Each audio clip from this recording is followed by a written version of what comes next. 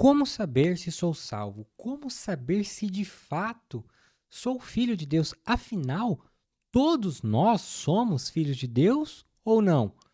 Hoje a gente vai comentar um pouco sobre a certeza da salvação e como saber disso é importante para a vida daquele que crê. Eu já quero começar respondendo que não, nem todos somos filhos de Deus. Todos somos criaturas de Deus, criados por Deus, criados pelo Criador, o Senhor soberano que fez o céu, a terra e tudo que nela há. Então, nós somos feitos filhos de Deus. Então, aquela conversa que a gente escuta desde criança, não, mas todos nós somos filhos de Deus, ela não é verdade. A Bíblia não diz isso. A Bíblia, em João 1, diz assim, versículo 10. O Verbo estava no mundo, e o mundo foi feito por meio dele, mas o mundo não o conheceu. Veio para o que era seu, e os seus não o receberam. Mas a todos quantos o receberam, deu-lhes o poder de serem feitos filhos de Deus, a saber, aos que creem no seu nome. João deixa bem claro que Jesus, né, o verbo se fez carne. Quando João fala de verbo, ele está falando de Jesus. Que Jesus, ele deu o poder para ser feito filho para quem? Para quem crê no nome de Deus, para quem crê no nome de Jesus, para quem crê que Deus enviou o seu Filho amado, para todo que nele crê não pereça, mas sim tenha vida eterna. Então, nós não somos filhos, nós não nascemos filhos de Deus, somos criaturas, né? Criadas por ele, mas somos feitos a partir do momento em que cremos. Então, quando cremos em Jesus, cremos na crucificação, nós cremos ali na propiciação dos nossos pecados, que Jesus ele veio e levou sobre si as nossas dores, os nossos pecados. Quando a gente passa a crer em Cristo, aí ele mesmo nos dá o poder de ser feitos filhos. Mas por que filhos? Porque filho, ele tem direito à herança e nós fomos salvos por quem? Por Jesus. Então, através de Jesus, tendo herdado por Jesus, é que nós somos salvos. E uma das características de quem é salvo, algumas delas é não aceita viver no pecado. Então, um dos parâmetros que você pode começar a pensar é: você aceita viver no pecado? Você consegue pecar em paz? Ou o pecado te incomoda? Porque se o pecado ele não te incomoda, se você consegue mentir, se você consegue adulterar, se você consegue fazer tudo isso e não te incomoda, isso não faz diferença para você, é, é um pouco considerado grave, né? Porque a própria palavra diz: se a luz que há em você é trevas, quão trevas isso é, né? Agora, se você se incomoda, se você fala, nossa, eu sou um pecador, de fato eu sou um pecador, mas eu não consigo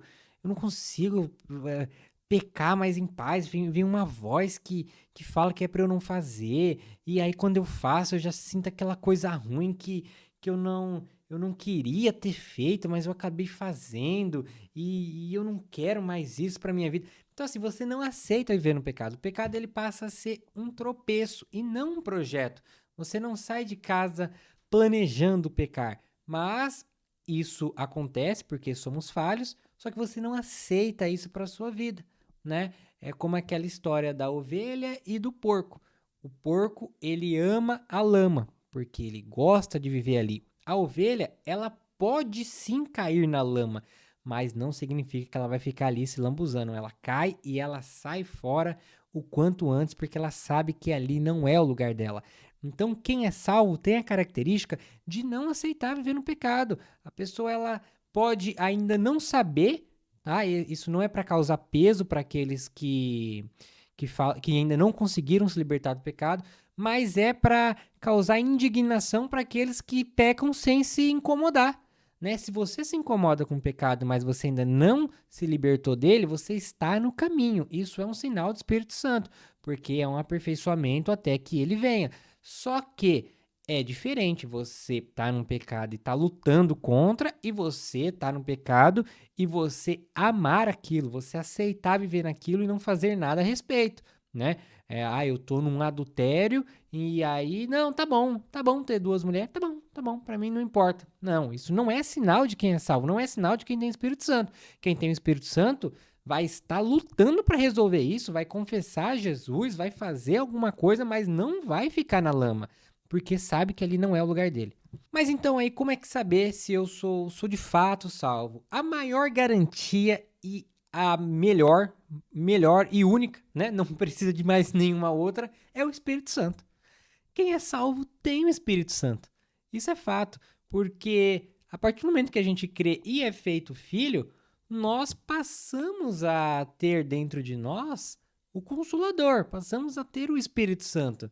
E Efésios comenta sobre isso e sobre isso ser uma garantia também.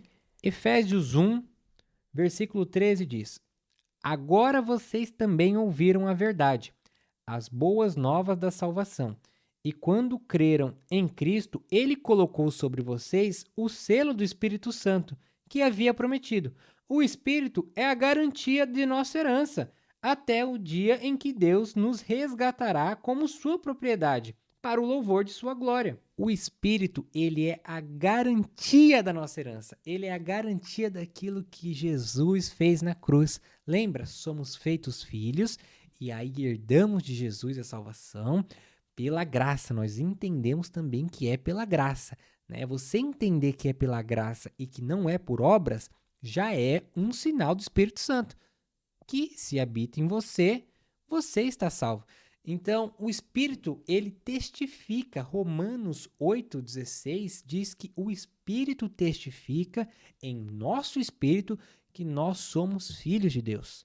E se somos filhos, somos salvos, porque cremos naquele que morreu por nós. E todo aquele que nele crê não está condenado. Então, para você que tem o Espírito Santo, para você que não aceita viver no pecado, para você que entendeu que é pela graça, é pela fé, não é por obras, não importa o quão bom você se ache que seja, não é por isso, e sim pela fé, a fé em Jesus Cristo, no qual veio, levou nossos pecados e deixou o Espírito Santo habitando entre nós, Espírito Santo que é a garantia da nossa herança, você é salvo. Então não tenha mais dúvida, você pode crer, porque a Bíblia diz, não é eu que estou dizendo, a palavra diz que todo aquele que nele crê não será condenado. Que Deus te abençoe.